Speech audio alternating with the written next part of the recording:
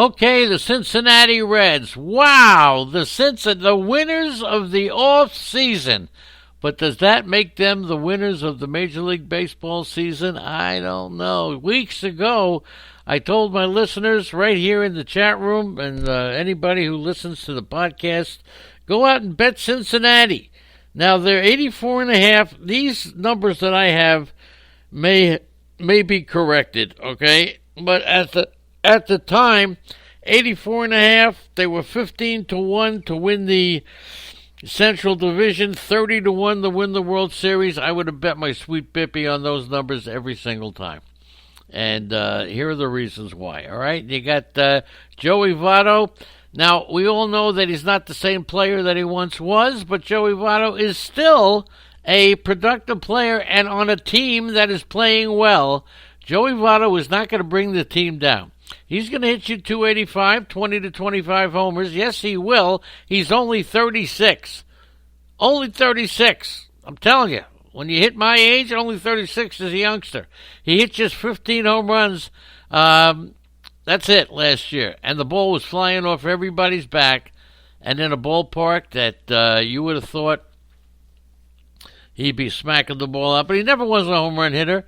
His barrel rate dropped a little bit. But still, I will tell you that as the team goes, so goes the player.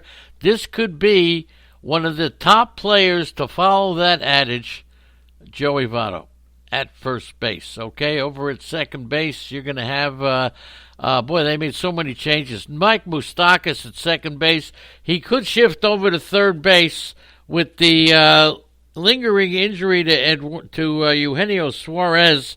Moustakas could open up the season at second base, and you may get you'll have second base eligibility out of him anyway. And third base. You could open up the season at third.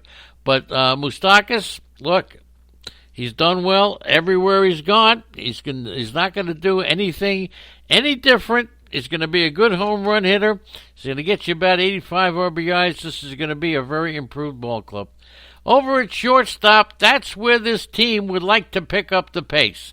And when they signed Nick Castellanos, everybody went freaking crazy.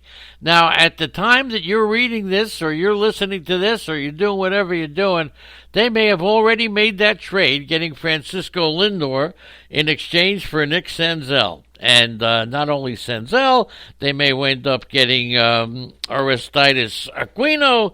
They may also get a pitcher in the deal, maybe a Tyler Mahle. Who knows what they're looking at? But it's going to be very interesting to see that the Reds may not be done.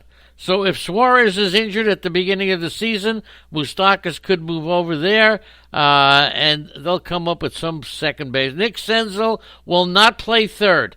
His shoulder injury will not let him play third, or it will not let him play shortstop. As a matter of fact, he probably will not play center field either. Akiyama could play center field to start the season. Senzel will play in one of the corner spots, probably left field, to protect his shoulder. And Castellanos, at least at the beginning of the season, Castellanos will be in right. And the bench with Aquino, Irvin, Winker, I'm telling you, there's not an outfielder in Cincinnati that can afford to have any kind of a slump. But we all get the feeling that there's more to come with the Cincinnati Reds. Luis Castillo, Trevor Bauer, Sonny Gray. Castillo may have the best changeup in Major League Baseball right now. Sonny Gray, much better off where he was. Look, you all know about how good these guys could be. I'd go with Castillo, and I'd get him as a number one pitcher. I'd get Sonny Gray as a number two pitcher. And what about Trevor Bauer?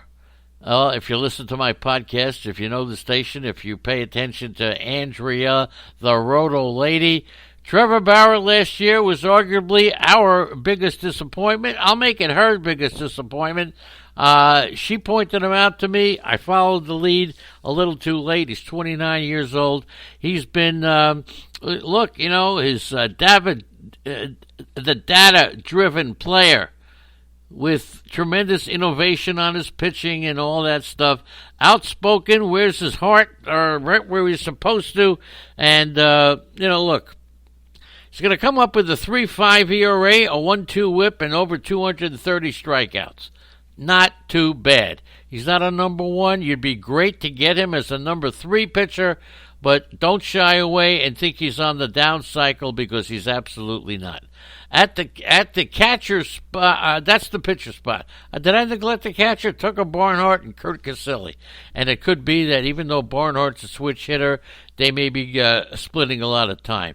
Anthony DeSclafani, he could be one of the pitchers that is on his way up. Do not forget about Sclafani. I'm telling you, this kid is going to be pretty good. Wade Miley and Tyler Mahle will battle for the number 5 spot. As much as Raisel Iglesias doesn't want to be the setup guy, I think he will this year if he has to. This team is going to win. They got to be on the same page. Michael Lorenzen, Amir Garrett, excellent in the bullpen. But a lot depends on Raisel Iglesias. He was very good as a closer, not very good as a setup man because he didn't want to be. But I think his attitude will change. So there you go. So take a look at Akiyama reports on this guy. He's going to bat the top of the order. He's an on-base percentage machine. And just take advantage of that. He's a left-handed hitter to go along with Votto and Moustakas in the lineup. Freddie Galvis is a switch hitter, and Jesse Winker the lefty as well. And look for something that I mentioned months ago, a possible trade involving Francisco Lindor. Well, I know that Nick Senzel is coveted by the Cleveland Indians, so let's see if they can work out something. Cincinnati Reds, 84.5. I'm over. And I'll take the 15-1, 30-1. I'll definitely go after them. Cincinnati has a chance to be in the World Series.